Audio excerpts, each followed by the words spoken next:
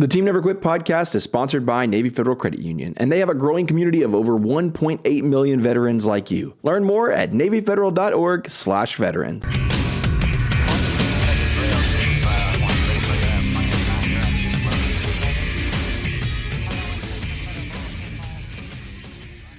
What's going on, guys? Welcome back to another episode of the podcast. Got to take a second to thank you guys real quick for tuning in every single week, supporting the show, following us on YouTube, following us on Instagram, all the things that you guys do to support us. We really appreciate it. And that's a great transition for me to talk about our Patreons. Our Patreons are the people that have gone the extra mile to support the show every single month. They got access to some exclusive content and they get to ask their questions. So I'm going to kick it off with today's Patreon question of the day, which is if you could try out a job for a day just to see if you like it, what job would you choose? That's a thinking question there, That's man. a thinking question. There's some good ones out there we don't even know about. And the room is silent. I know. I'd probably like to play quarterback for a football team or baseball or something cool like that. Try that out. I know I'm missing something. I was thinking of, a cheating method here, like sign up for some work placement place so you can try out a bunch of different jobs or at least see how a bunch of different jobs are done, getting more out of it. You got anything for Mike? Say that. You got anything for this? What job? That's a tough one, man. I don't know. Hunter, do you got one? That is it. Is it too basic to go Navy SEAL? For one day. One day, it's the best job in the world. I think no matter what you're doing. Yeah, that is the best job in the world. Absolutely, hands down. I think I would go president. That's a good one. Pope. A lot of information. Yeah, I don't know if I want that responsibility. For a day? One day, I'll get in trouble. Yeah, that kind of power. Do it for a day. I would want to be president. What can I do in a day? What can I do in a day? That's not this. What can't I do? Yeah, right. What kind of trouble can I get into in a day? Right on. Yeah, that's all I got, man. There's just so many careers out there that I'll see online and I'm like, I didn't even know that job existed. I think it'd be fun to be Mike Rowe for a day. Yes. Because Mike Rowe, dirty jobs, he just gets into it. All the different things. Mike Rowe. There's another Mike. What the heck? We've had a lot of mics. So we can't wait to hear what you have to say, brother. They've all been badasses. We have some mics coming up. We have lots of mics. Yeah, the Mike theme is strong right now at Team Never Quit. Mm-hmm. So if you are Mike and you're a good candidate for the show, let us know. We got a spot for you. High bar. That's right. Starting the Team Always Mike podcast. Yeah, that's right. Man. All right. Well, that's a great Patreon question. It's a thinker for sure. Make sure to continue that conversation over on our Patreon, patreon.com/Team Never Quit. Let us know what you guys think. What job would you like to try for a day if you had the chance? That's an athlete. Oh, an athlete. Yeah, athlete. Yeah. Okay. A flight attendant would also be, I think, a fun job for a day. Oh, gosh. Professional golfer, maybe? Yeah. I like to be that every day, actually. All that travel. That's not bad. That's a good one. I'm about it. There's so many things. All right, Patreon.com. You just went overseas with that. That just opens up a whole new world. That's right. It's a whole new world. All right, got a great guest in store for you guys. Mike McCassle is a Navy veteran, performance coach, elite athlete, air traffic controller, and for the last 15 years, Mike McCassle, I can just blend all that together. McCassle has been on a mission to show others what they are fully capable of being, from coaching world-renowned athletes and explorers to putting his philosophy and training methods to personal practice in service of a greater purpose. Welcome to the show, Mike. Thank you. Thank you so much for having me. It's an honor to be here. So I just want to, when we start to back this up, I see what you're capable of. That's the best part about it. And it's also the hardest thing to explain to people. Like looking at you now, where you're at and where you come from are two different places. So I always like to back it up a little bit and tell us about that, man. How did this all start? Yeah, where'd you come from? Give us a little background on your growing up. Well, so I grew up in a small town just south of Chicago called Kankakee, Illinois. If any of you are familiar with the area, really small. I basically grew up in a cornfield out there. My mother was a first-generation immigrant from the Philippines. My father was born and raised in Louisiana, and I grew up there in Kankakee. Where at in Louisiana? Baton Rouge. Oh. I'm married into a Cajun family, bro. So we're probably related. If I'm married, all the freaking Cajuns are related. I'm not kidding. Yeah, we are. Yeah, I wouldn't be surprised. I So still got you're a lot of family out Filipino Cajun splice. there. Never heard it worded like that, but I'll go with it. That's an awesome combination. I mean, the ones we got running around here are an amazing bunch. Yeah, Hunter just graduated from LSU. Yeah, our oldest one. Baton Rouge. I married Yeah. into a whole tiger den. I mean, they all go there, bro. It's amazing. Yeah. Sorry. Yeah. Yeah. So I grew up in Kankakee, Illinois, and my parents. I have an older sister, so it was just her and I. And my parents split when I was about 9, and my dad stayed in Illinois, and my mother actually went into the arms. She went into the Air Force, and from there she kind of packed up me and my sister, took us to New Mexico to go through officer candidate school. She was a nurse, and I grew up the second half of my younger years in New Mexico. Until I went to high school. I went to high school in Las Vegas, Nevada, and from there I went into the Navy. So I kind of bounced. I kind of moved around quite a bit growing up. So you're a brat. Mm-hmm. Military brat. Yeah. So she stayed with. And you were in Mexico till you went to high school, and then she got stationed in Vegas.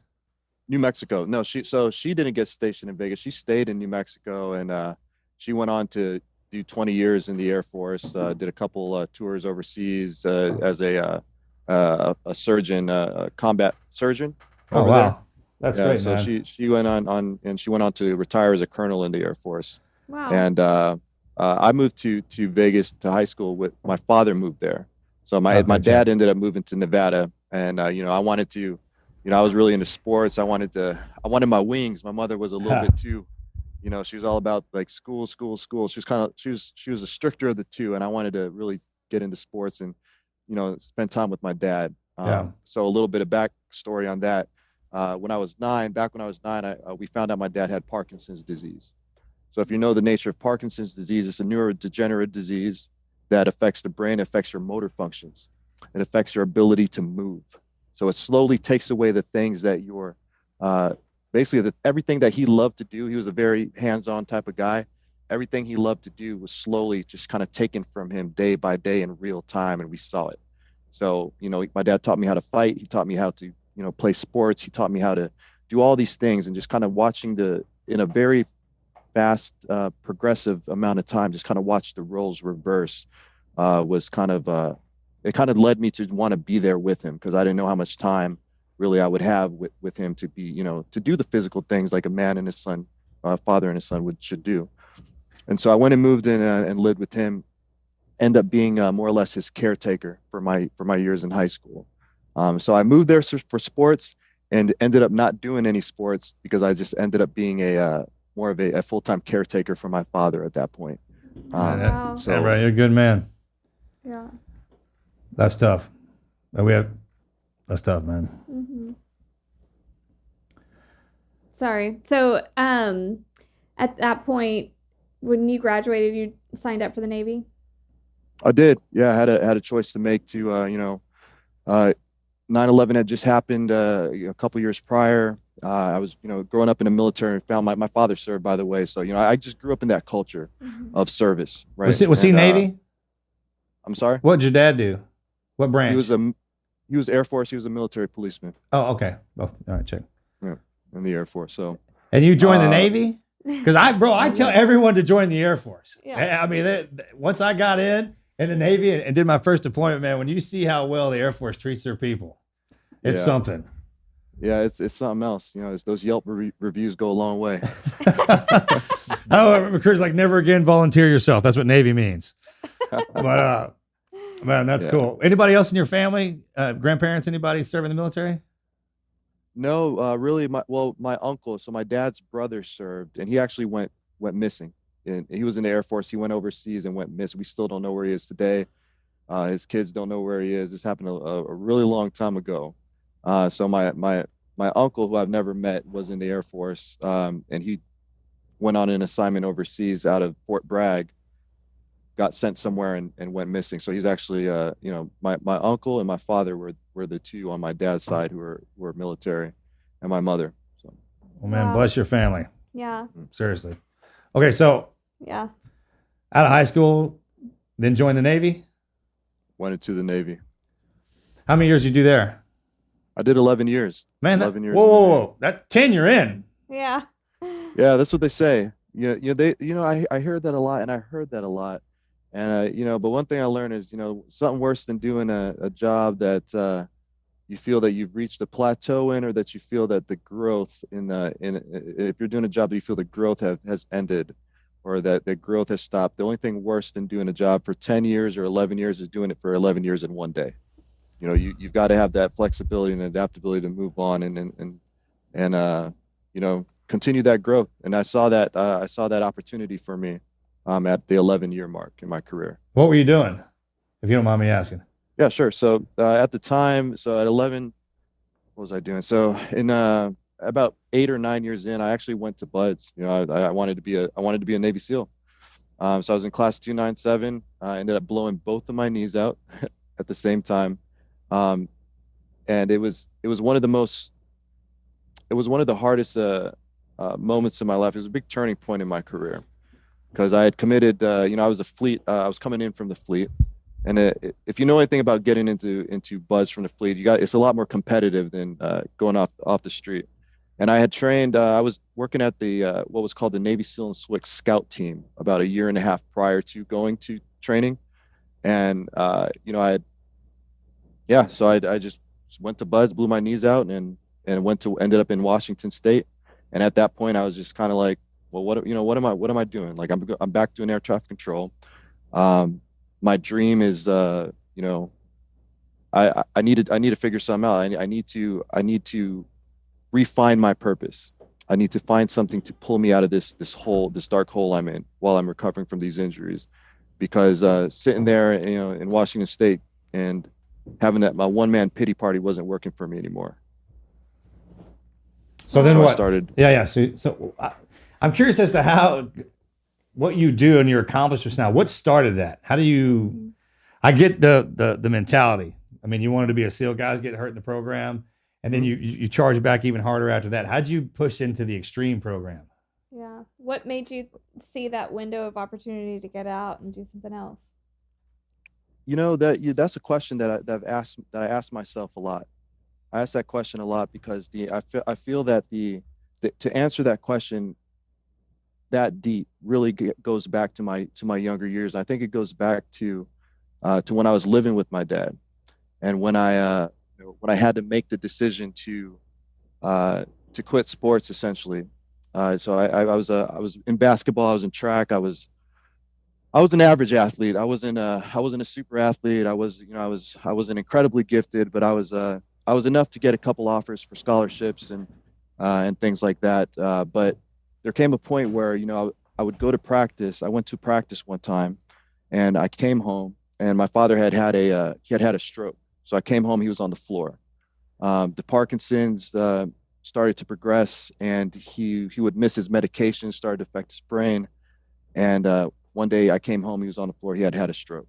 So the day after that, I quit the team. I made a decision like, okay, you know what? I can't do both. I could take care of my dad, or I could pursue this, my love and passion for sports. But at the same time, I want to be there for my dad. But in my mind, I think I internalized that as I quit. I quit on a sport, and something I loved, something I was passionate about. And so I kind of carried that with me. And there's something about, looking at yourself in the mirror. There's something about knowing that deep inside that you quit something. And you could put on a lot of different masks. You could put on a lot of different. You can fool yourself, or you could fool other people, but you can never fool yourself. And the second part of that is when I left for the military. I left during a time where my father was, he was already in stage 4 Parkinson, so his motor function was almost completely diminished. His steps were small. He was always falling. The shaking, the tremors. Parkinson's is characterized by the tremoring of the hands. And I remember going to the bank with them and just seeing that he couldn't even sign his own checks anymore. Seeing the frustrated man just trying to sign his checks to pay rent or pay the bills. He couldn't even do that anymore without help or assistance. And then here I am wanting to leave him and go and pursue my own path in life, go into the military and serve what I felt was a cause greater than myself.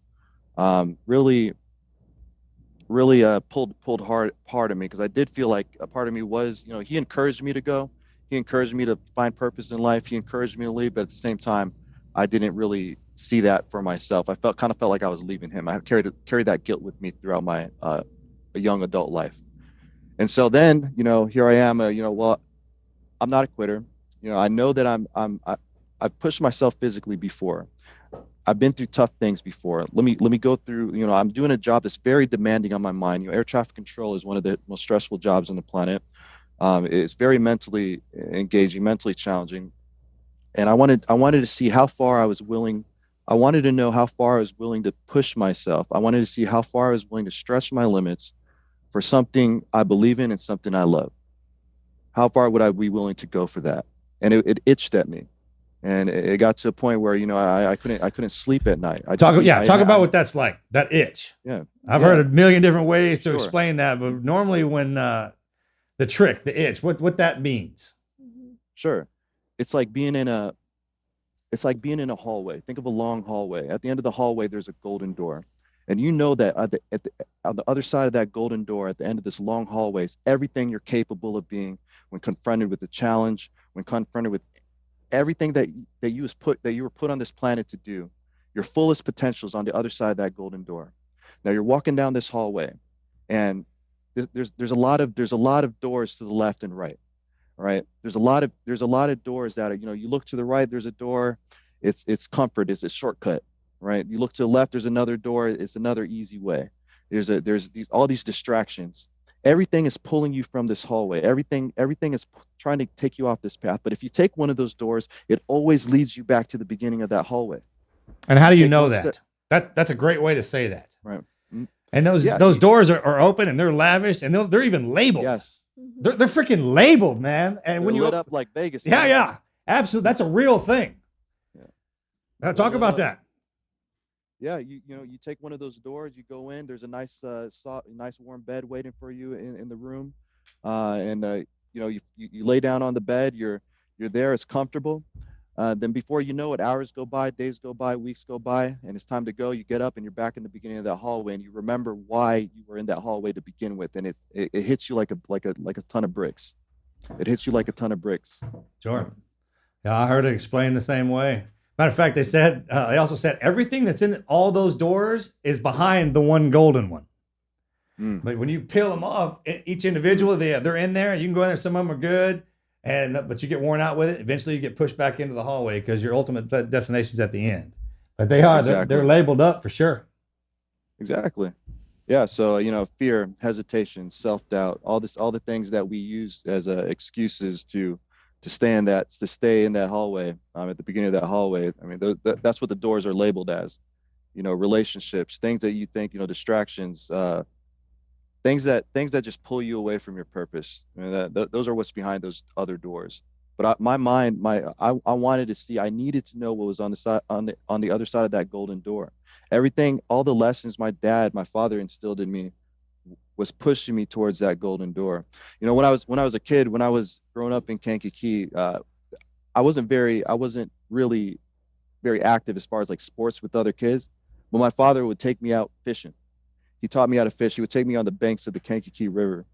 And while I was out with him, he would tell me these stories. He would tell me a lot of stories that would go over my head. It was a lot of legends and myths of, he would talk to me a lot about Stoic philosophy, Greek mythology. That's a father. Mm-hmm. Hey, that's not a dad. That's a father. And they're completely different. Mm-hmm. They're not. Yeah. That's right, because you don't get that till later in life. Normally, after they're gone. 100%, and it's true. I didn't get it until after, till later, to where he couldn't really vocalize those stories to me anymore. Stories of like Hercules, a man who was cursed in his life, but he still had a choice to make. And that, it's a story of every human being on the planet. You're tested, you're dragged through the fire, you feel like you're cursed, but you still have a choice at the end of the day. There's still a choice. So you could either turn those things and use it as excuses or reasons, or you can, downward spiral into madness. And, my dad would tell me things like, son, you suffer more than in imagination than in reality. I'm like, Dad, I'm 6. Like, what are you talking about? I don't get it. Makes sense, man. Like, I know exactly what that means now. Back then, Let's go to yeah, McDonald's. yeah, I want some bro. McNuggets. Yeah. Yeah, right. Toss those in there. Hammer them home.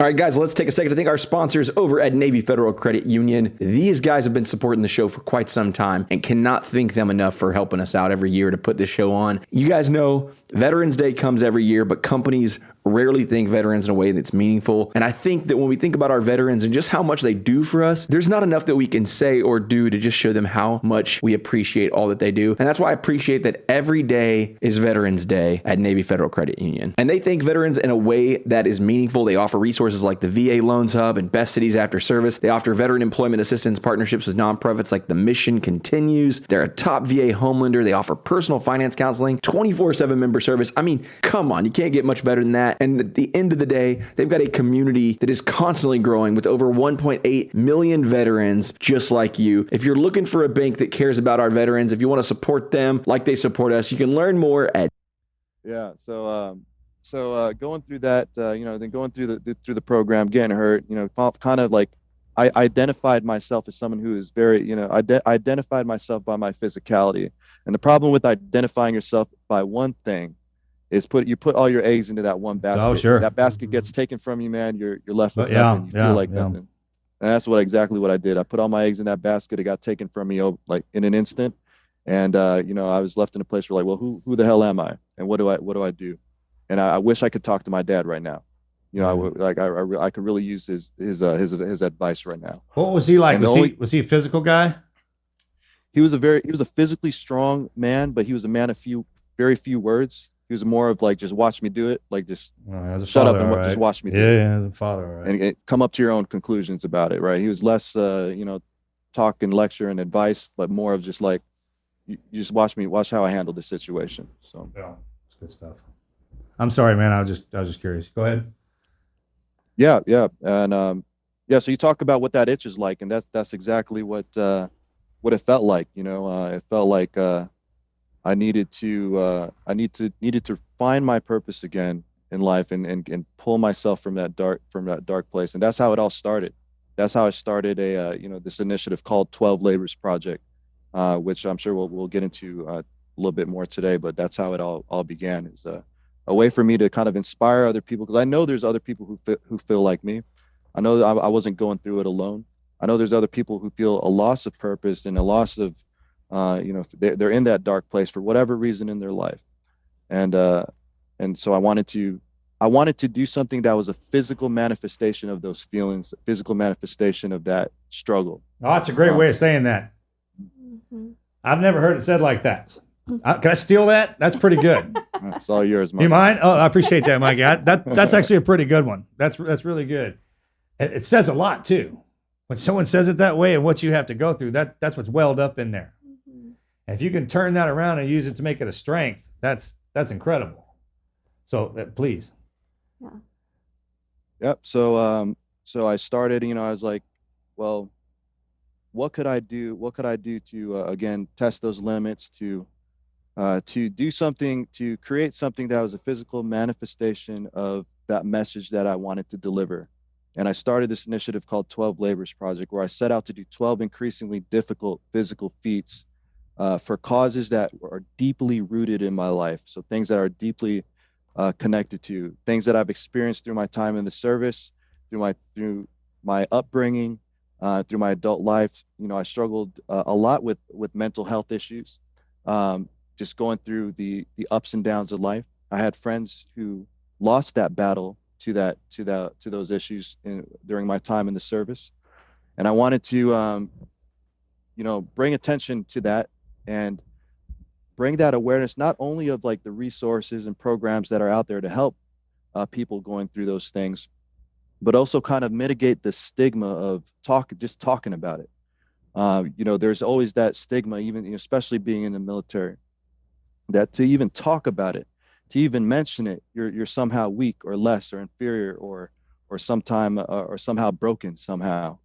But what I've learned over the years is, the true strength, your truest strength, lies in that your white underbelly.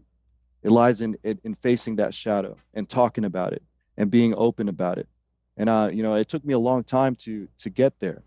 And I found that through these challenges, through stripping myself of those layers of my ego, of everything that I define myself as, and the negative self-talk and my concern over the perception other people have on me. Through that process, I learned that it's not a weakness to be vulnerable. It's not a weakness to talk about that stuff. It actually takes a lot of strength to do it. Not a lot of people are willing to do it. So when I started 12 Labors Project, the first challenge or the first labor that I had in mind was, okay, well, my path to finding my purpose again is finding something that links to who I thought I was prior, and it's something that something about my physicality. Like, what can I do to challenge myself? I could do something I was good at. Like, I could go lift weights. I wanted to do something that took me out of my comfort zone, because that's where you grow. So at the time I was recovering. Now I'm going to preface all this by I don't recommend anyone do any of these. Disclaimer. Hold on for a second. Disclaimer is like, this is how I choose to express my individual purpose in my life. And all of these labors that I do are, I mitigate as much risk as I can. I do the research. I know my body. I know, the range of what I'm capable of doing, and I do everything I can to mitigate the risk. And with that said, there is still a lot of risk still involved with it. But you're finding your purpose, finding your purpose in life. It requires risk. It requires a degree of risk, but you have to be willing to take that step. You have to be willing to step on the precipice and look over the edge and see what's out there. And then you can choose. You can make an educated decision whether you want to jump or not. So I do those things in great detail, and I develop a very intimate connection to these challenges that I do, and I very much obsess over these challenges, to the point where I look at every single detail. It's not something that I just go into recklessly, and because I don't give a shit about the records. I don't care about what comes after it. What I care is, like, is this going to deliver my message? Are people going to remember why I did it, not just what I did, but why I did it by doing it. So I have to make sure that is very clear. It's the first labor I did. I ran 50K with a 40-pound vest. I did it for cancer research. My father suffered for a lot of different types of cancers, and I was still recovering from my knee surgeries at the time, right? But I wasn't willing to accept that what the doctors told me. I wasn't willing to accept that the doctors say, hey, you're never going to run the same again. You're never going to be able to run these distances again. You're never going to be able to, this, you're never going to be able to do that. And it didn't sit well with me. It didn't, it's kind of like going to school. You're going to school or college, and you're studying business, and your professors, you're listening to your professor, but they never had a business of their own. Oh, They're yeah. teaching and telling you all the ins and outs of business. I know what you're talking but they about. themselves have never. So that's what I felt like. I was like, how do you know? How could you tell me what my limits are? It's like telling me, it's like me saying, it's like someone saying, it takes 1 trillion gallons of water to fill the ocean. Well, how do you know it? How do you know it's not 1 trillion and one? How do you know I can't fit one more bucket of water in the ocean? And a lot of people put that finite limit, that finite cap. And my whole purpose is like, well, can you do one more? Can I put one more bucket in the ocean? Well, how do you know if I can or can't? And a lot of times people shoot themselves in the foot by listening to the perception and limits that other people put on them. And I wasn't willing to do that. So that's where you get everything. Exactly. If not a personal weak, because there's a difference between your burden you get strapped with in life and then stuff, and then what you encounter. Most of that stuff, just like we were talking about with that golden door. It's like, man, when you're walking down the hallway, there's people coming in and out of those doors. I mean, you're not alone. And if you look over and go, hey, man, instead of just minding your own business and going in there yourself, be like, hey, what was back there? And whatever they tell you is what you're going in there with, armed with. Good, bad, or indifferent. 100%. And if it wasn't for you, and then you're freaking out about something that you shouldn't, then that's a weight, actually. And yeah, you'll get stronger from it, man, but you didn't have to lift it. I didn't say you didn't have to, you don't, right? But I mean, life's kind of like that, right? And that's why we have all the people around us. You get people around you that are lifting the same weight, same time, kind of great workout partners. I mean, their minds kind of ebb and flow together. That's something. It's a gift. Absolutely. Yeah. So I knocked out the first labor, and I got cracked. I wrecked myself, obviously, right? I didn't train much for it. But hey, it was I had a baseline. I said, you know what? Okay, I survived. I'm not dead. I'm hurt. I'm sore. I can recover from this. I can recover from this. See, I think guys like you, that's how all of y'all say the same thing. Goggins is the same way. Man, I just ate some crackers and went out there and freaking did my deal and got my ass kicked. And then he said it exactly like you did. But it set my baseline. So I knew where to start from. So it's probably, it feels like a bad moment. It's a defining one. 100%. It's life isn't, it's all about perspective, and it sounds cliche, but it's cliche for a reason. Things are cliches because it's been tested over time and time again. That's right. And they found it's been found to be true so much to the point that it's become cliche.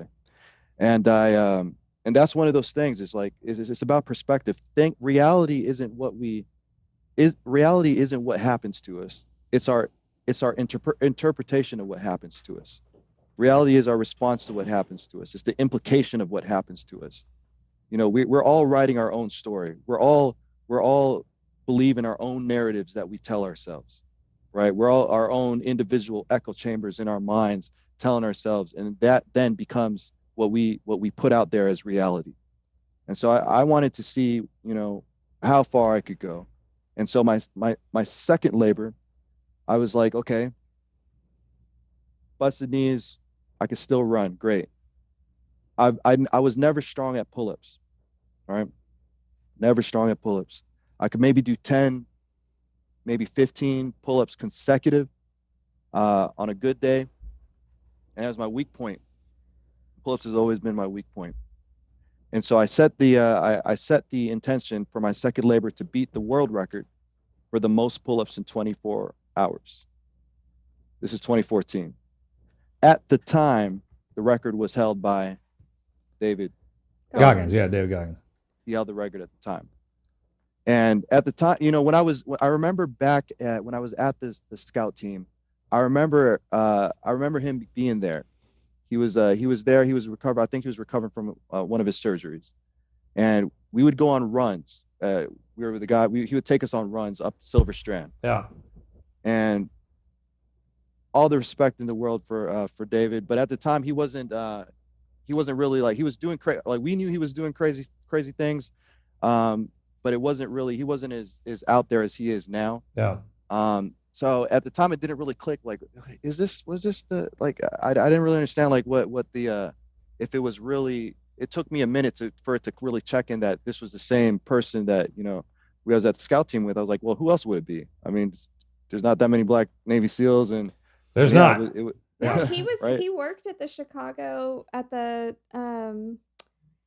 what's it called? The boot camp thing. Yeah, he was a boot camp. Yeah, he was like the scout. Scout motivator. Yeah, he was a scout motivator.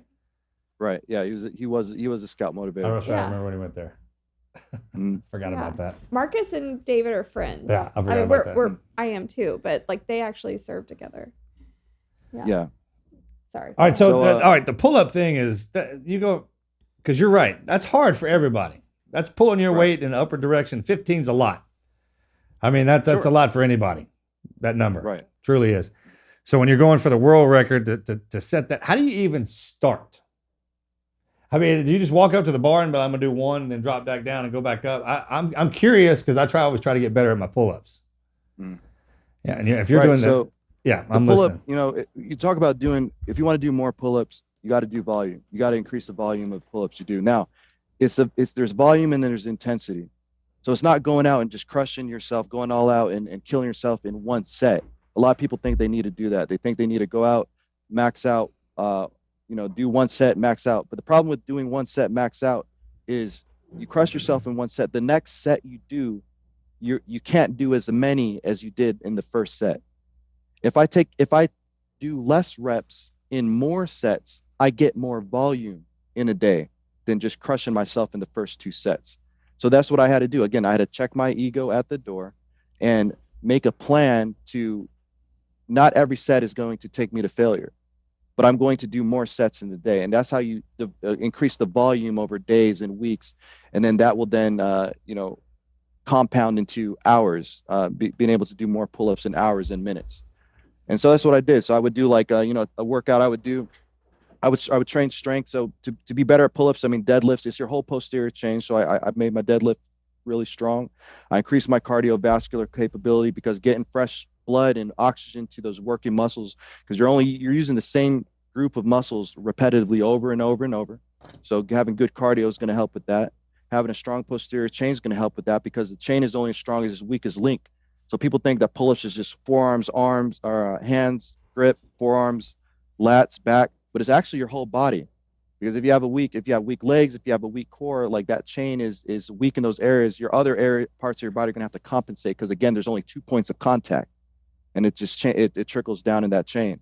So doing those things, so doing the strength, doing the cardio, and doing the high volume of pull-ups in a week, over the span of a week, is what enabled me to do more and more pull-ups. But the first attempt, going back to the labors, first attempt I failed. It wasn't enough. The record at the time was 4,030, and I remember that day at 2,200, around 2,200 pull-ups, my hands started to rip. They started to rip because the bar that the mobile bar that I had out there was moving. Right. So again, 2 points of contact, and there's constant friction because it wasn't stable. I didn't have enough sandbags to hold the bar in place. My hands started to rip, forearms started to rip, biceps started to rip. I'm sure you heard a story when David talks about it. I started to have a lot of the same injuries that he sustained at around 2,200 pull-ups. So I remembered, though, it was a public event, and it was in Oak Harbor, Washington, and there was a sign-up sheet where people can come and put money in the donation box, and they could sign they can commit to donating certain amounts of money that was based on the number of reps I was doing. There's a big screen next to my pull-up station. You can see the number of reps I was doing. There's a pull-up counter, and then there was the donation box where people could like, okay, I'm going to commit to this amount of money if you could get to this mark. Right. And so people would come out throughout the day. It was pretty cool because Patriot Guard guys came out there. It was a good. Oh, those guys are great. The Guard are great. Yeah, they came and supported, and it was a very, very touching. I was honored for them to come out there. Anyway, 2,200 pull-ups, everything started going to shit. My pee started to look like Irish whiskey, and it's not blood. A lot of people think that you start pissing blood. It's not blood. It's actually your body's breaking down muscle at such a fast rate that your kidneys can't process it. And for science heads out there, your rhabdomyolysis. Rhabdomyolysis, man, it looks like Coca-Cola. Coca-Cola. that sweet Southern tea. Right, man. Oh, all right. So what's that like? I'm just curious, man. What's your body feeling like? Because the training. The training that we go through, when there's beat downs and people can't. When guys like I say that, they're like, all right, what does that mean? And I'm like, just what you're saying. Your body starts to break down. You go so hard and so fast, and you're going. It's an intensity that the body starts to shut down on the inside. What are you feeling like when you're at 2,000? What's that like? All right, you feel it waves. It's waves. Okay. So you start go through waves of intense, very intense pain, followed by waves of kind of like your body's trying to you get hit with the wave of pain, and your body tries to then mask the pain. Endorphin it. Because it's accepted the fact that, okay, this is just what we're doing. Yeah. And we can't continue. Your body's all about efficiency. So in order to maintain this efficient movement pattern, it cannot maintain an efficient movement pattern through a great degree of pain. So it releases the chemicals to kind of mask that or numb it enough to you to get another few steps in or feet in or reps in. But then the pain comes back in a wave and it hits you. And then the wave comes back. Okay, well, we're gonna enable the body to do a few more to get to where he's going, because it just accepted that this is for survival. This is just what we need to do at this point in time. We cannot stop. So it is. People ask if I slept during the record. Like, your body won't let you sleep. You don't sleep. Yeah. You don't. Your body has accepted the fate. It accepted. It's locked in on the golden door. There are no. The doors to left and right actually become less than few. It's a great way of filtering the doors, actually, because the only doors that remain are strongest. Oh yeah, man! distractions. And your body focuses on that. It's like, it doesn't care. It's like that. That's exactly. what. Once you tell it that, and that's why those are different. That's absolutely right. That does happen. Yeah, and it's you'll a know very it. efficient way. It's an efficient way of trimming the fat. Absolutely. You know, things that you 100%. thought were important, things you thought that was just distraction. Hell no. Those things go away. Quick. And you find out. Yeah, you find out real quick what your real demons are. Yeah.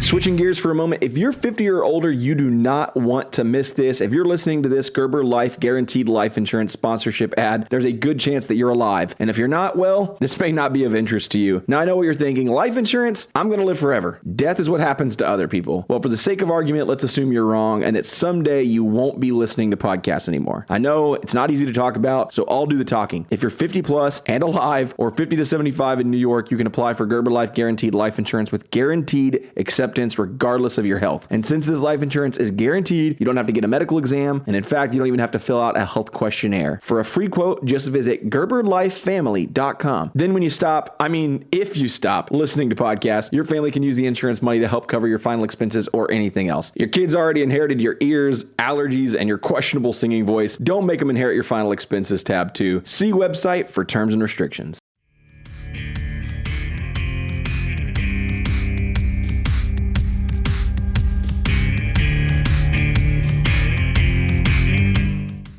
And so 2002, I did 1,000 more pull-ups. Everything started going bad. I was able to do 1,000 more pull-ups. I stopped at 3,202. Ended up in the hospital for a few days with rhabdomyolysis and torn forearms, bicep, and torn up hands. And I remember sitting there in the hospital bed, and I see the screen. The local news was covering it, and USA Today had gotten word of it too. And the headline, they didn't care about the charity I was doing it for. They didn't care about how the media, they media likes drama. They like to focus a lot of times on the negative.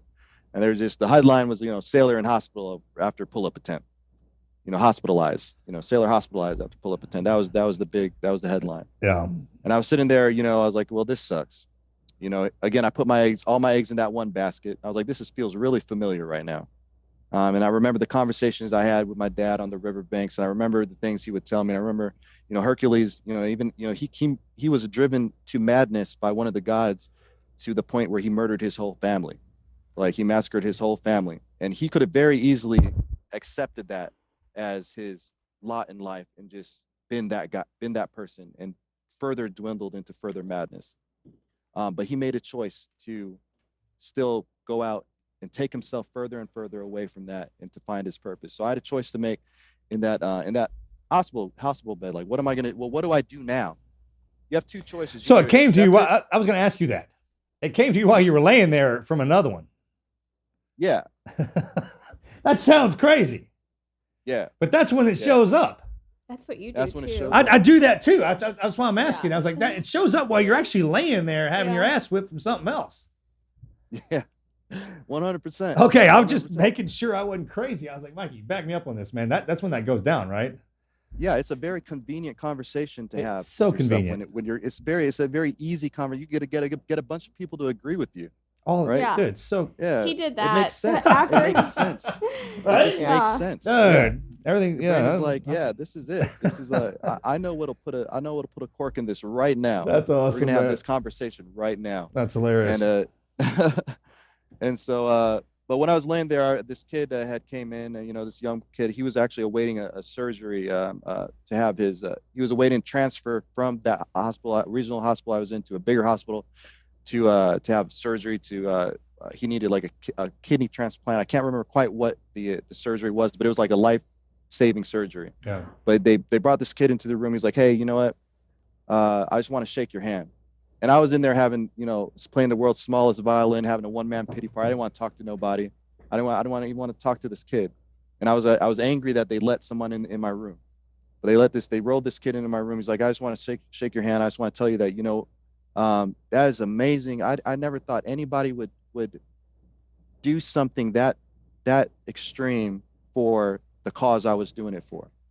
Where I was raising awareness for wounded vets, and like that. Why would you do that for something I'm so inspired? The kid was so inspired. So there I was sitting there. I was like, man, here I am at my lowest point. And, here I am. I feel like, playing a one-man pity party. And here I am at what I felt like was like a rock bottom moment for me. But yet someone was still watching. Like I still had power to inspire this kid. At my lowest point, I could still, the next words out of my mouth could inspire this kid, or it could break him down even further. And that's when everyone's watching. Yeah. Everyone's watching. That's when everyone is watching. Absolutely. So I was like, wow. It didn't matter. He didn't care that I didn't break the record. He didn't care that. All right. Yeah, didn't care at all. He didn't care at all. And here I was just so fixated on that, on a silly record, and fixated on tunnel vision, and making it all about me.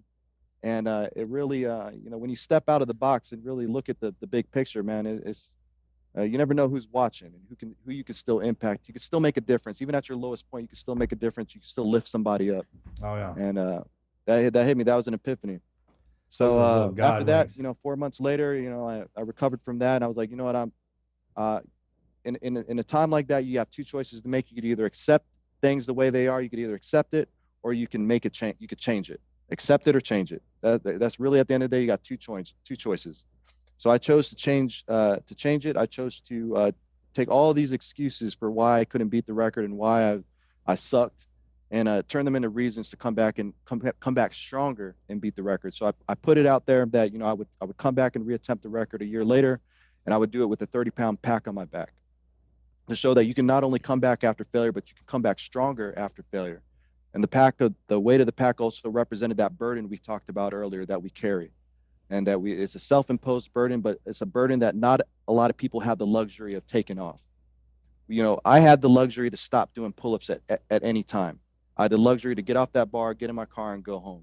A lot of people carry that weight, that burden for their whole lives, and a lot of times that weight crushes them, and they never recover from it. They lose the battle. So the fact that I had the luxury, I had a choice to make, was really enough for me to come back and try to beat that record again. And a year later, I did beat the record. At the time, when I beat it, it had been beaten twice already since Goggins had it. And I had beat the record with 5,804 pull-ups while wearing a 30-pound pack.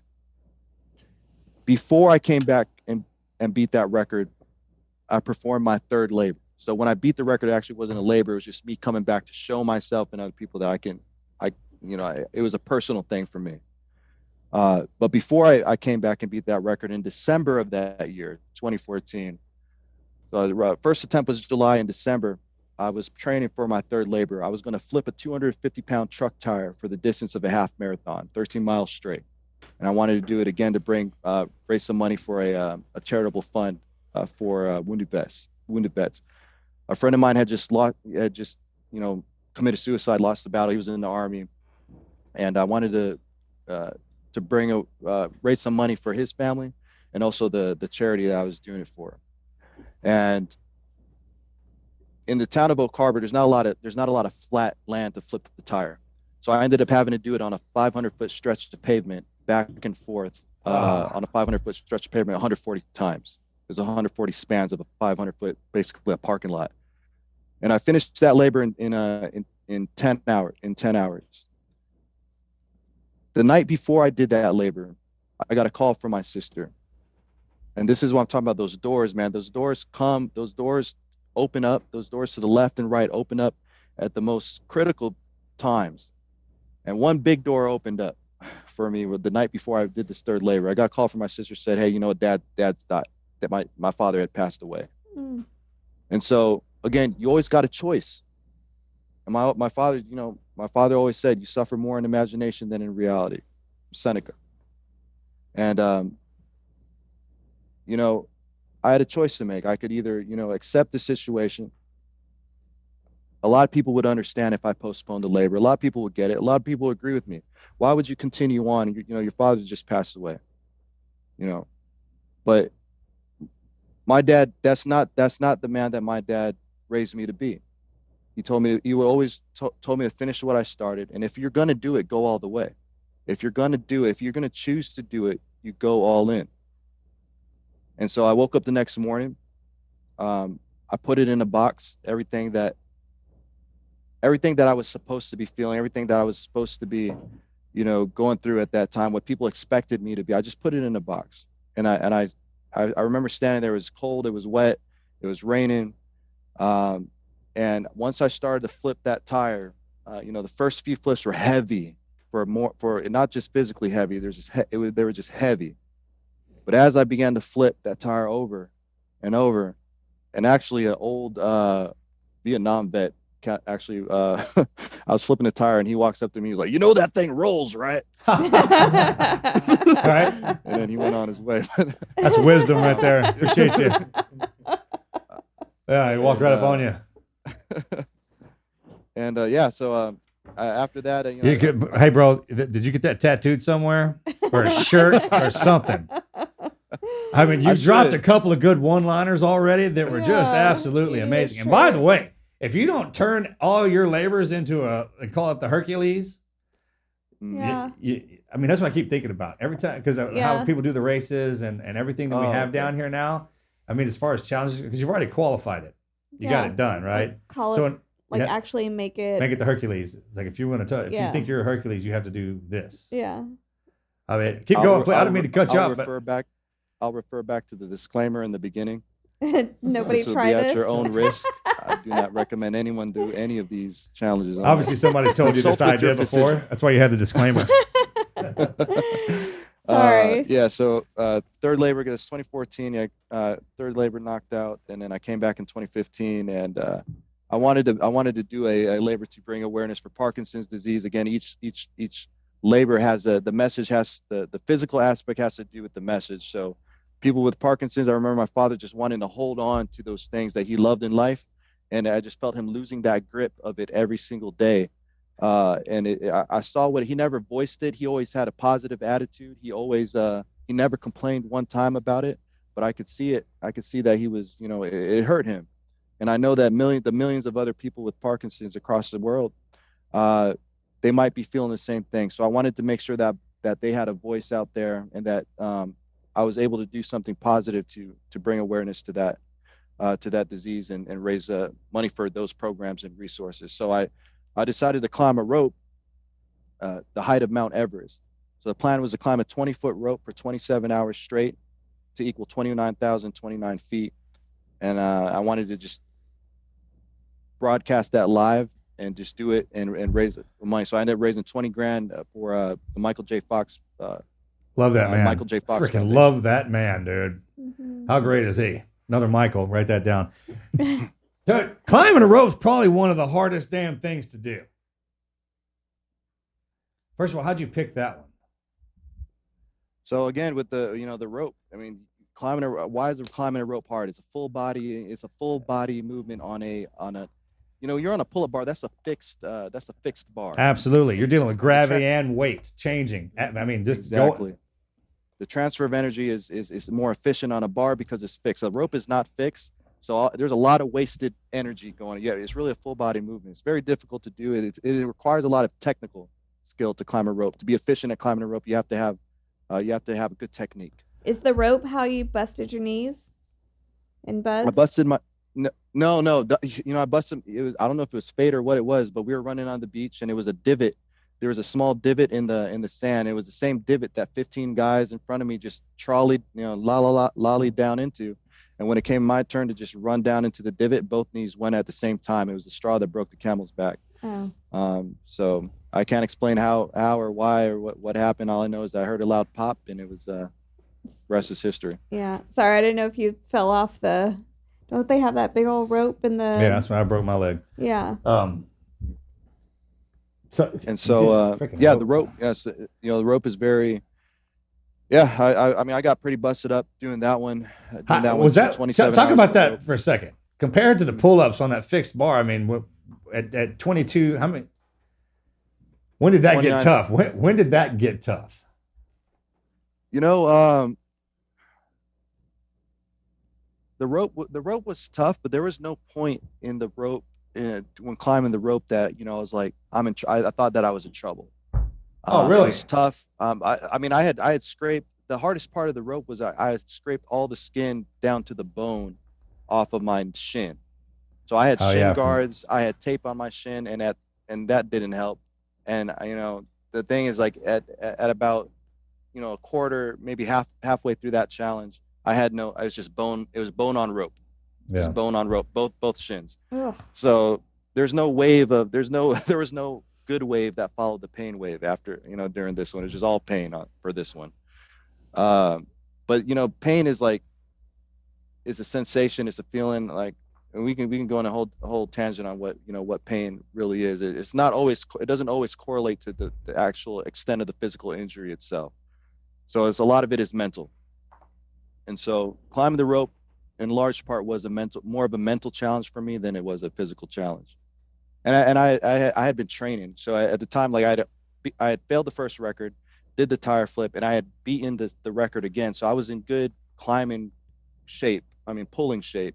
So it was just transferring that to a rope. That was a challenge, having to transfer that, getting my core strong enough to be able to endure that. Because my core was just as wrecked as my forearms, and it's just a whole body movement. I can't explain how it just takes a lot. It just takes out of your whole body to climb the rope. So after that challenge, so that was my fourth labor. I went on and did my fifth labor, which was a truck pull. I pulled a truck, pulled a Ford F-150, 22 miles across Death Valley, 2.5 ton pickup truck in the middle of the summer. So to me, that truck pull was harder than the rope climb because the heat.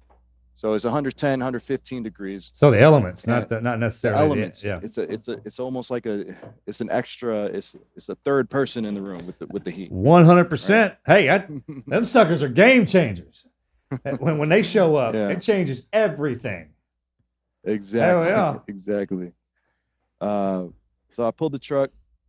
I did that for my fifth labor. Just out of curiosity, real fast, Mike, when you're going through your labors, you're writing your rewards down too. When you do, right? Through every labor, there's got to be a reward. What you pull out of this, each one of these have to trigger something new inside of you, whether you've realized that or not. It's like every time a lady has a baby, there's a new goes through that labor. There's a reward for that, and something you don't even know. It also grows. Each one of these environments that you throw yourself into triggers something inside of you. And then life itself will show you what that is. I'm just curious as to,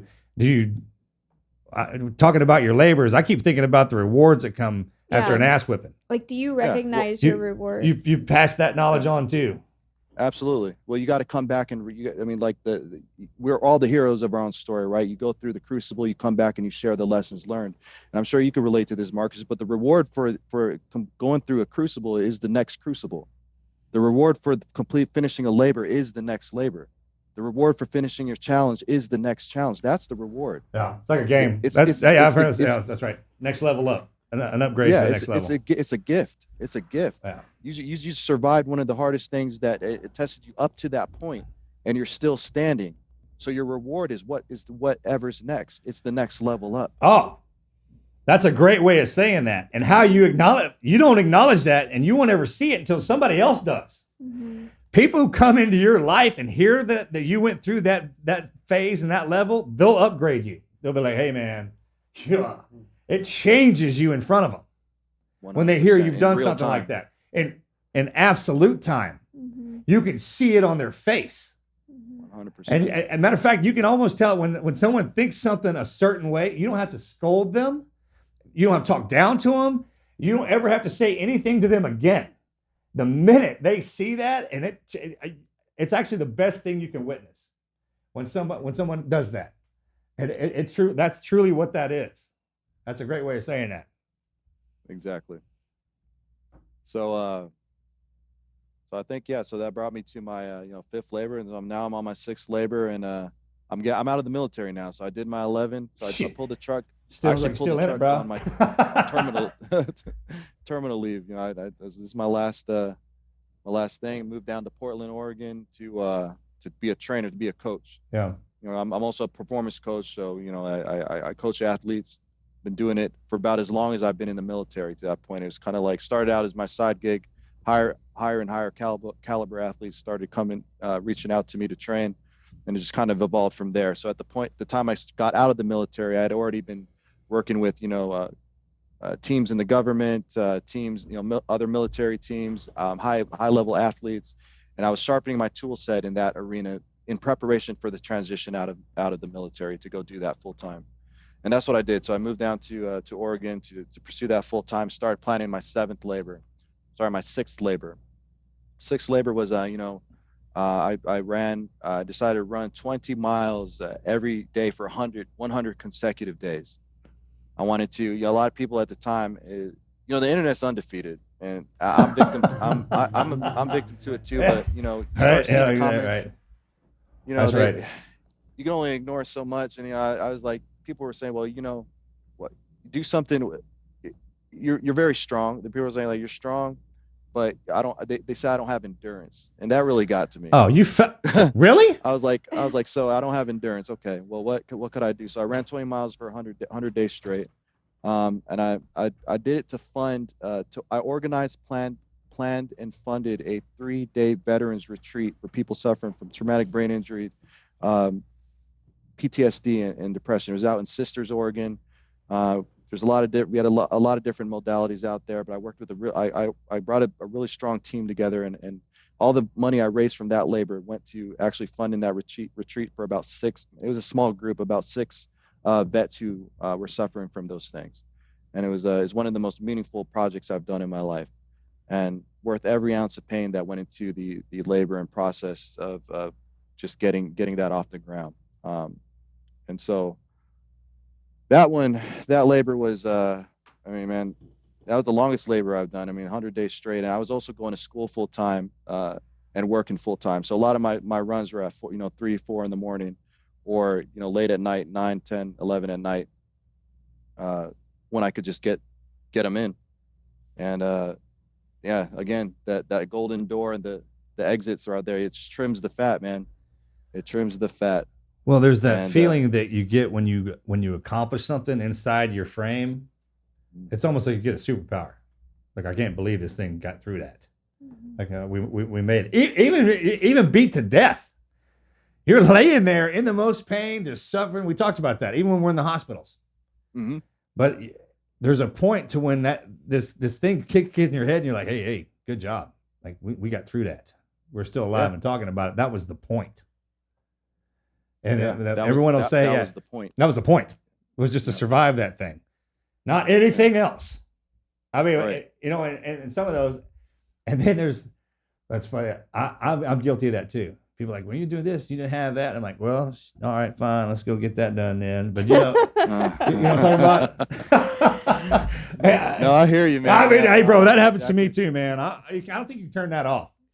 You could probably train it and set it down, put a leash on it, but I don't know if you could absolutely turn that off. That little voice is funny. Yeah, it's funny. It's funny, right? It is funny.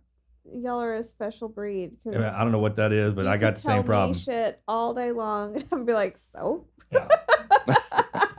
Some of us aren't wired like that, man. I am not wired like that. Yeah. So yeah, man. So that's pretty much it. So seventh labor, I pulled another truck. Except this time I did it in the Arctic Circle. It was during the pandemic. Went up to the Arctic Circle 2020. You didn't miss much down here. Yeah, I was working when everything kicked off with that. I was out in remote Alaska. I was out in Western Alaska. So you can Bethel, Alaska. I don't know if you're familiar. Is Bethel, Alaska, and it's you can only get in and out by plane. Yeah. And it's just one of those places where it's just really cold and just remote, and wasn't a whole lot out there. But I went out to the Arctic Circle, did the truck pull out there, pulled it 10 miles with 50 pounds, wearing 50 pounds of chains. And for the 8th labor after that, which is my last labor that I completed, I broke the world record for the longest full body immersion in ice. So I sat in a box of ice up to my shoulders for 2 hours and 40 minutes. Dang. How'd that feel? Suppress that record. What's that? What was that like coming out of that? Coming out of that? Yeah, coming out of it. Yeah, man. It was cold. And how was that? Yeah. How did it slow you all the way down? Slow me down is like my heart your rate. blood flow. Yeah, the blood. I'm curious as to how far you slowed down, and when you came out of that, actively rewarming back up, what that felt like. Yeah. So the med guy I had watching me, the safety observer I had watching me, I had a chart of like what the physical response would be as my temperature Oh, dropped. dude, was he talking to you during that? It's like, all right, do you feel this? This is what's going. That's it, right? Well, you know, when it got to a point where it's like I'm probably dead at this point, but just put some sunglasses on me Yeah, check. and like weekend at Bernie's and just keep the clock. All right, keep it going. Yeah. Yeah. So yeah, that was a mental one. So I did that one because, you know, I had done all these physical ones, and I honestly, like, I needed to rest my body. I had done 7 labors in about a 3-year window, and I needed to. You know, my body was telling me that my adrenals, right? I needed to rest. So I still wanted to keep the ball moving forward though, and do something. So I was like, you know what? All I got to do is sit in a box and endure the cold for a little bit. I can do this. The toll on my body. I mean, I'm going to get blisters. I might get some cold injuries, but I can do this one. And a lot of it was again just breath work, learning a new skill. Like I didn't know much about the breathing other than the 4x4 huge breathing. 4x4, yeah, same here. Yeah, that's huge. So it was like, I wish they would have sat us down and made us do that. Yeah, that was a serious game changer for me. Was the breath? It works. Yeah, it works, man. And it not only works, it works right away. Oh, right away. You don't have. I mean, like right away. You want here's the supply, demand, and reaction right there. I mean, I completely agree with that. And matter of fact, it's kind of one of the only times I ever got irritated. And I was like, why didn't y'all show me this? Because it changed. Marcus just started breathing. It changed everything. About a year and a half ago is when he really got into breath Get work. started on that. And he started by using an app, and the app would tell him as he would progress, like, oh, you're at the level so whatever. And I'll never forget one day I'm sitting next to him and he shows me his phone. It says, you have the breath hold of a Navy SEAL. I was like, you made it, babe. Finally, you made it. Good. Now it's official. That's official. There you go. And I don't know what it is when we're kids, because there are this section of the people that we hang out with that do that. They meditate. They're into all that. And then there's the athletes. But if the athletes would breathe like that after they get done working out, and vice versa, if they could just those in between, the mind, body, spirit, you plug all 3 of those in there, man. I try to tell them, hey, if you train your body, the reason they say that thing's made of clay is because you can mold it. The skin's the sock it comes in, right? So if you know working that body out does that to it, what do you think working that mind out will do? It'll change it completely. And your spirit separately. Like take a third of your day and put all 3 of those in there. Work your body out one for a second, your mind and your spirit. You ever run into anybody who trains all 3 of those? They are very dangerous. You can't fluster them. You can't get them worked out. I mean, their bodies, it's serious when you see one of them. There's not a lot of them walking around. No, there's not. I'm still working on it. It's usually by the time you get to the spirit part, your body's beat to death. You can't, you know what I'm talking about? That's a paradox. That's a paradox. If no one's there to teach you at a young age to do all 3 of those, you will completely destroy one of them, trying just to have a good time with it. Yeah. It's like an addiction for each. Yeah. So after the ice, were you like, okay, I need a year off? Or were you ready to go into your next labor?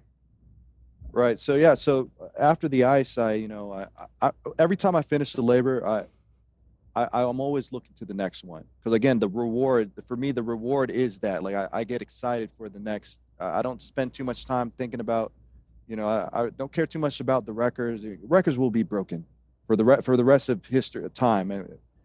I look at the impact that it has. I really follow that and see what, how can I leverage this accomplishment in a way that impacts other people. I look for ways to leverage, whether I can speak about it, whether I can tell the story to someone who needs to hear it, even if it's just one person that needs to hear it.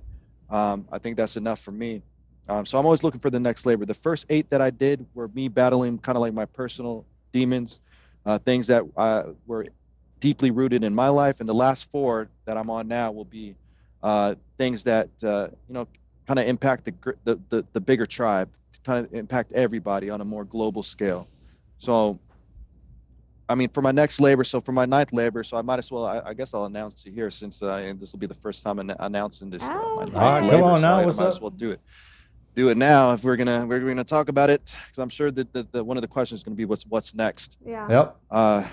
So what's next is I plan to swim across the 7 seas of the ancient world while pulling a 10-ton ship with a harness. What? All right, pencil me in on one of those. I want to be there for that. That would be awesome. Yeah. Has anybody done that? No one's done that. That I know of. So name the 7 seas. So you got the Adriatic Sea, you got the Black Sea, you got the Red Sea, you got the Caspian Sea, you got the Aegean Sea, you got the Mediterranean Sea, you got the Persian Gulf was a sea in the ancient world, and you got the North Sea. Okay. Oh my gosh. When do you want to do that? The fact that he knew all those, because I was like Dead Sea, Baltic. Super impressive. None of those were on his list. I was like, all right. I was like, hey, you said something earlier. No, you know what? Keep going. I'll say it in a minute. I was just gonna say I just studied the seas with our son Axe for his Bible class. He had to actually do a map, and so I was curious if you. Sure. Well, you know that's a big one, man. That's a big one. The definition of seas have changed throughout history, but according to the ancient Greeks, is what I'm going off of. Right. How they had it in their literature. Those were the 7, but I mean, it was different for the Romans. It was different for a lot of different. People. All right, after this one, we're trekking Alexander's path through the whole from the Persian Empire or do the Silk all the way Road. to Alexandria in Afghanistan. Do the Silk Road. Yeah, the Silk Road run. Right. You said something that the greatest record holder of all is time. It holds all the records. I'd never heard it said like that. Can I steal that one from you? Marcus is gonna be like, absolutely. That was a good one, man. It's like the best record holder of all time is time. I mean, because eventually it'll break all the records. Right. So when do you plan on doing this? Next year, next summer. Like 2023? 2023.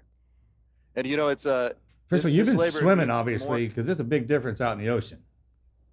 The seas. Oh, well, the ocean, same thing. Sea swimming is different than indoor swimming for sure, 100%. But you know, to pull a 10-ton ship, you think about those big tugboats that tug those. You know, the horsepower on those ships aren't really that high. It's just consistency. It's perseverance. It's just maintaining a steady low gear. That's right. And pulling over, but time. You know, if you just stay consistent and keep that momentum and force going, you'd be surprised how much you can pull. Well, have you tried? So what if you start pulling that sucker and it gets momentum, and then what? It starts pulling you? Oh, because I can't wait to see you try this. Hold on. Have you? Are we getting off topic here? Because I just got some stuff running in my head. Have you attempted to pull something that heavy while swimming? I'm sorry, say that again, Melanie. Have you attempted to pull something that heavy while swimming? I can barely swim. Oh my God. I'm really going to be there for this. We are going. We want to be there for that. I hadn't been up in that area anyways, man. Yeah, you have to. I hope you would. I hope you will join me. That would be a great honor. We will be there for that. We like to travel anyway. We love to explore. So I know you trained Colin O'Brady. So is Colin O'Brady going to train you for this? I'll definitely be picking his brain for a lot of the the technique with the swimming. But Colin, we talked about Colin O'Brady. I believe he was a guest on the show not too long ago. I trained him to cross. He was his first guy to cross Antarctica solo, unsupported and unaided. Incredible athlete, and I threw this by him, and he's 100%. What'd he say? Same reaction you guys. That's what I thought. Guys had. Same exact reaction. You can't ask guys like us because they'll be like, oh yeah, come on, man. You know what I mean? It sounds great. I'm like, what? Colin's like, you could do better. You can do, you go bigger. What's all you can do? He's probably the one that's always talking smack, right? When you're laying there, he's like, oh, what about this? Colin's very. He thinks he's slick. He doesn't really talk smack, but he has a look. He has a smile. All right. That you see. That it's a smile that kind of talks at you. I remember we were doing this event that he does. It's called 29-0-29. He's basically climb up and down a mountain until it loops up and down a mountain until you reach the height of Everest. It's 29-0-29. And I was doing it with him one of these years. I was hurting, and I remember he was walking by me, and he didn't have to say anything. He just gave me that fucking look with a little smirk. A little fang hangs out the side, like oh yeah, man. Oh my gosh, they're great. This is crazy. I love them though. How did you come up with that plan? That's a good one. Right. Well, this labor is twofold. It's twofold. The seas are the bloodline of the world. right? And a lot of the things that we're doing in the oceans and in the seas, is I've always been, fascinated with the water, even just being on the boat, being in the water, growing up in the lakes and just the lands with my father growing up. And I wanted to kind of send a message out there, like, you know what, we need to do something. We're killing the fish, killing the animals. We gotta do something about this. But the second part of this labor, this really is a love letter to my son. I just had a son. Oh, congratulations. Thank you. He turned 11 months this month on the 27th. He'll be a year next month. And I wanted to leave something. Wait, Not just November 27th? That's our anniversary. November Yeah. 27th. Oh, yeah. Congratulations. Yeah. There it is. Scorpio. Now you have to- Watch now you out. have So to wild. come. Yeah. Come on. What's his name? His name's Michael. There's another Michael. Write that down. course. All right. What's his middle name? What'd you Raymond. strap on this? What is it? Raymond. Michael Raymond? Michael Raymond. Is that your dad's name? That's Dad's name. Yeah, Yeah. that's good. I Good stuff, man. figured, Yeah. That's awesome. What were you So I talking about? wanted I wanted to do this one for him and really dedicate this labor for my boy. And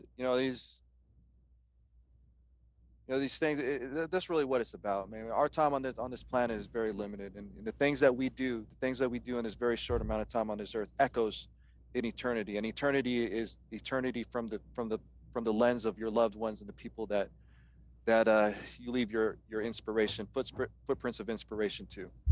It's not a time. Eternity is not a time. It's a lens. It's a frame through which your loved ones view you and talk about you and see you. That's eternity. That's immortality.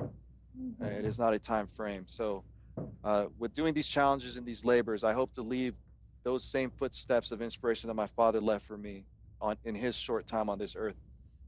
I want to do the same thing for my son on the short time on this earth.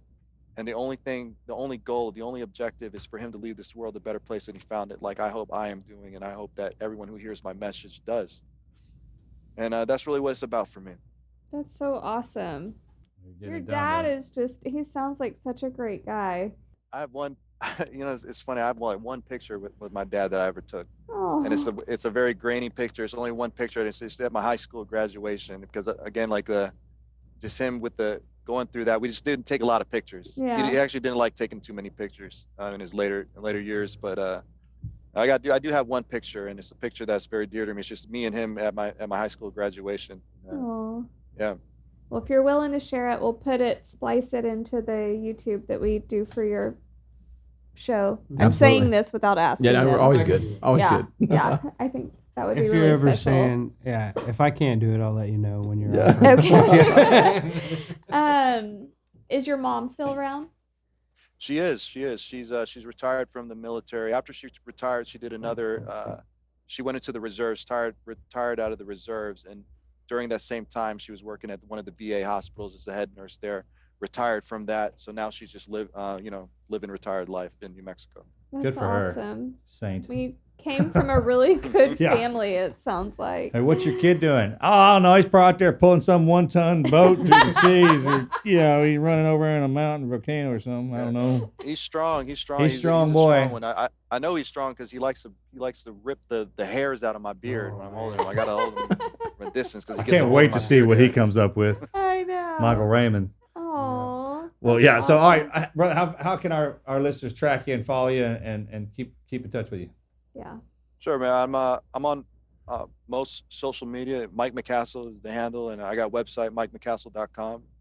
Yeah, if you I have an open door, so please reach out. Do you have a book? I do not have a book. You don't have a book. So you just have your socials and people can follow you on your 12 Labors of Love website. Is that what it is? 12 Labors Project, 12 and Labors. it's mikemccastle.com. It's on the website. But yeah, Okay. 12 Labors Project is the Okay. actual.